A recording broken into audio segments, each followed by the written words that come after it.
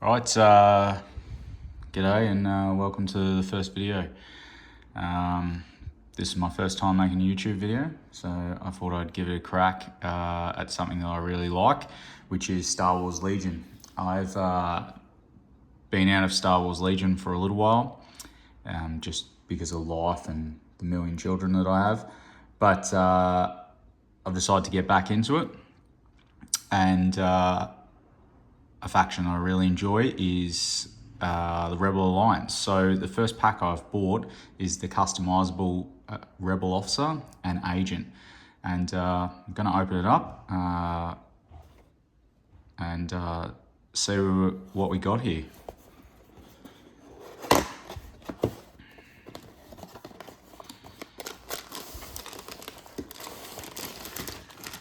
Right, first part we got is 2 sprues.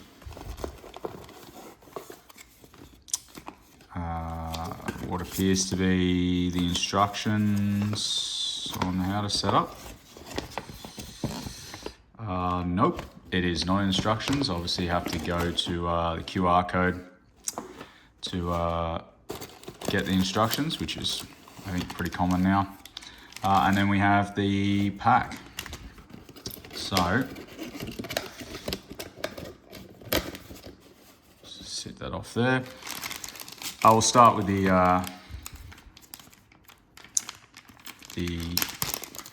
pack of cards and tokens. So, what we have here is 2 commanders and 2 operative tokens.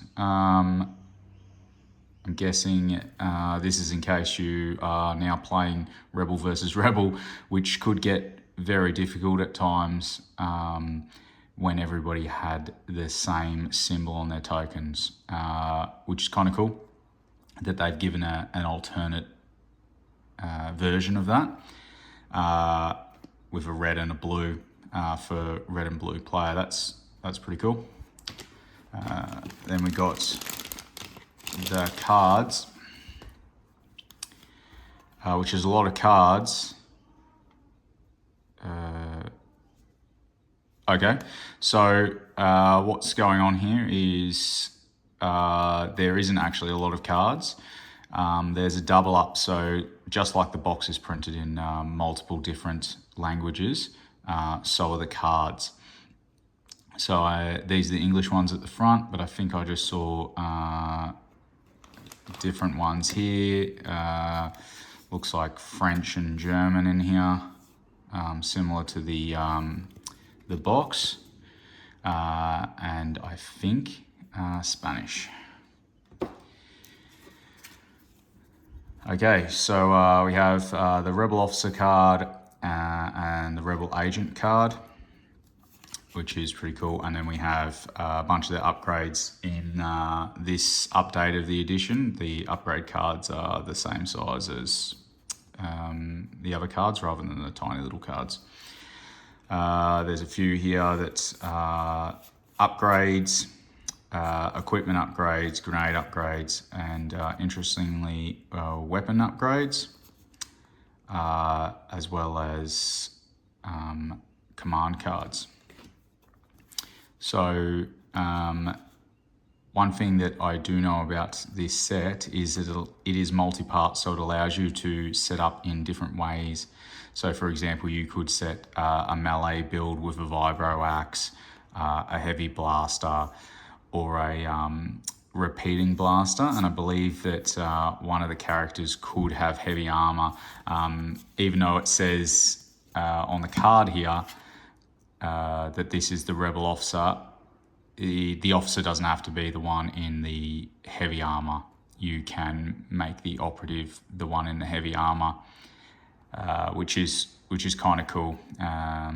It's just that the photos are the generic ones from the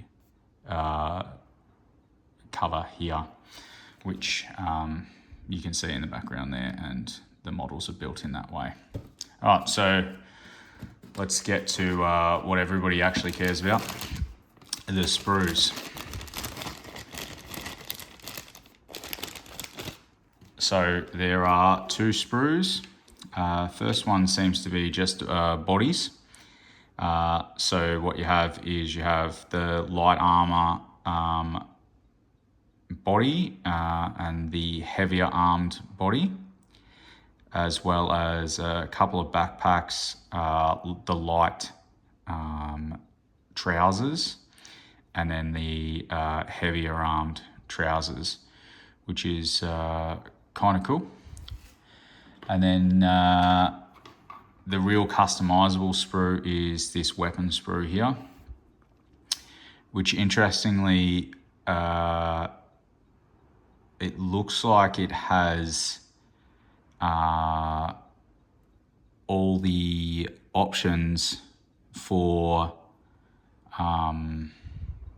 the build. So, for example, there's a pointing hand here with no armor, and then there's a pointing hand here with armor. And then what we have here, you can see there's these shoulder pads. That's a blaster.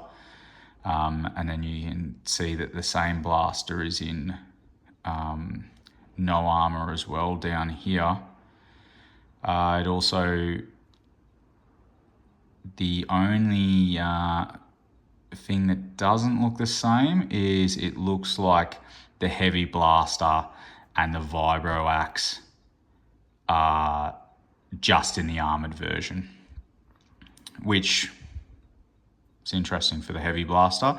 Vibro axe probably makes a little bit of sense, though I think I just did see on the cards that the heavy armor reduces the unit speed, which is not too great if you're building a melee build. But if you, or maybe that was the heavy blaster that reduces the speed, so I guess that probably doesn't matter. If I just quickly look, I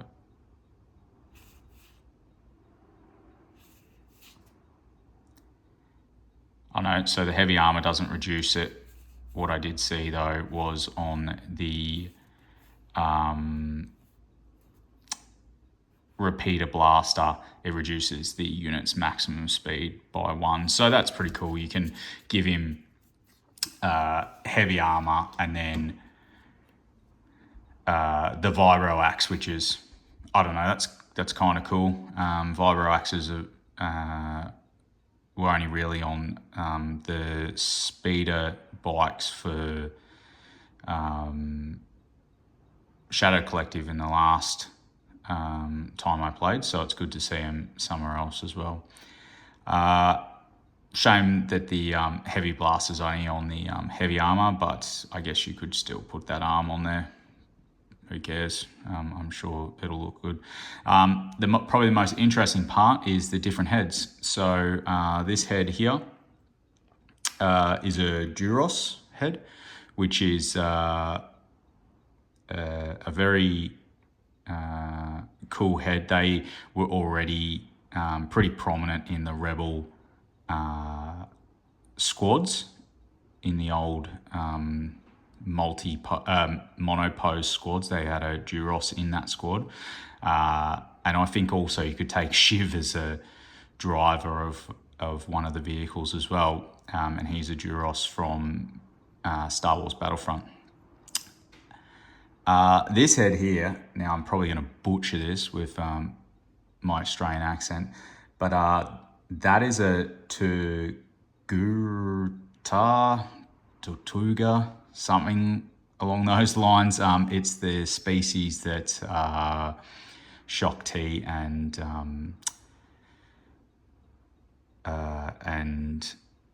why have I had a mind blank here? Ahsoka are part of, which is pretty cool. There's a bunch of human heads here and a Zabarok with the little horns on his head. I guess he can't wear a helmet when he's got those horns. And then I believe they're called a Nautilin. They're like a squid dude. Kit Fisto was one, like a tentacle-headed kind of guy, which is kind of cool. So all in all, like, it's a pretty good kit with multiple options. Like, you could just build both characters here with blasters, which is cool. Either the heavy blaster or the lighter blaster. You could, build a Zabarok with a vibro axe, or you could, build a Duros with the repeater blaster, which is pretty cool. And the three Rebel helmets you've got: the standard Rebel Alliance helmet, I think that's more of the Pathfinder type of helmet, and then this other one looks like it's like a heavier helmet, probably supposed to go with the heavy armor. Looks like it's got a blast shield on the top, which is pretty cool as well. So what I'm going to do is I'm going to use, through the power of editing, I'm going to assemble these models and have a look at them. I am going to actually just assemble them as per the box. I'm not going to do anything crazy for this one. I'm just going to build them as per the box art, just because I want to see. And let's be honest, I'll probably get another set so I can build that vibro axe anyway. So yeah, so through the power of editing.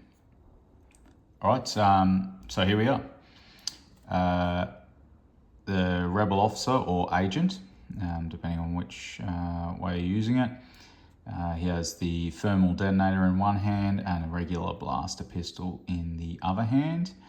He just has the regular Rebel helmet on and a little backpack with a antenna on it. He's just wearing very similar to the vests that you see on the Rebel Trooper units. And then we have the Zabarok with the repeater blaster. He has the heavy armor build, the blaster backpack, which is then built into the blaster. This one was a little bit tricky because my glue exploded while I was trying to do it. Anybody who's ever used this kind of glue will know that eventually this stops working. You either have to heat it up to clear it out or whatever, but what happened was glue poured out of there and onto the model, which hopefully I can just fix up when I paint. But the detail on these is great. It's not over the top. It's not outlandish. It's very in keeping with the style of Star Wars. The poses are great. I remember in the when I was playing, there was some really terrible Mandalorian and ARC Trooper poses where they were flying through the air, and it was an absolute pain in the ass. Good to see that they've regrounded the models. Haven't gone too outlandish. The detail is crisp. There's barely any mold lines. I think the only mold line on this one was in the just under here in the arm there, but that could just look like a seam of the shirt. But yeah, very cool. And as you can see, I still have stacks of parts, which does make me want to buy another set, mainly to use the vibro axe. Yeah, I think the vibro axe is going to have to make a comeback, and the heavy blaster pistols that you can sort of see at the top also look awesome. So yeah, I think I'll definitely be getting another set. So I'm going to Now, shoot away, splash some paint on these, and let you know how they paint up. Right, so these are now my painted agent and rebel officer. By no means a pro painter.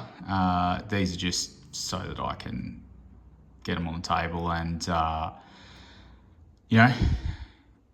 start playing either Legion or some other sci-fi game, maybe Stargrave or something like that. So what I actually found out was the box art doesn't actually use the unarmored arm. It's if you look closely, it's actually using the armored arm.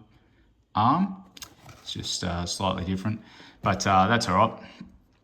I've tried to keep them as close to the box art as I could. I've just slightly painted, different panels are slightly different, and maybe my colours are a bit off, just depending on what I've got. Hardest part was trying to paint the markings on the Zavarok's face. They don't really stand out that much. I might have to go back over them after I've given these models a varnish. But all in all, I'm pretty happy with how that turned out, and they're definitely ready to go on the table. Tried to make them a little bit brighter than what I've done in the past. So this model kit came out, I think, in October of 2025. So it's a fairly new kit, and it's definitely easy to paint. This is just a couple of colours with some washes on it. Nothing fancy at all, and then maybe a little bit of a highlight. Took me only a couple of hours, but by no means an amazing painter. So this was just to my table standard. So they were actually really fun to paint. As I was painting, I thought I'd find different details and stuff that perhaps they didn't do a lot of, or they've used a different colour on the box art.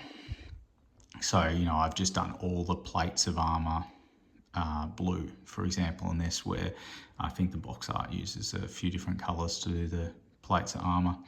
But all in all, a great set. Not many mould lines, very easy to assemble. A lot of variety. You could definitely, get the same set twice and make totally different characters if you wanted to, especially with all the different alien heads and a couple of different weapons options.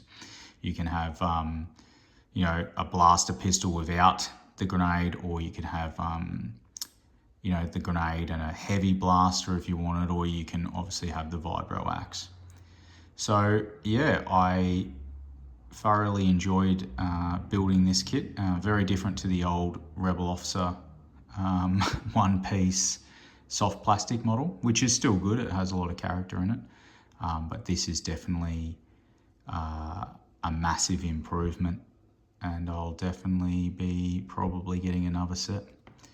All right, thanks for watching. If you have any questions or you got any comments that you want to make, just let us know. And yeah, until next time.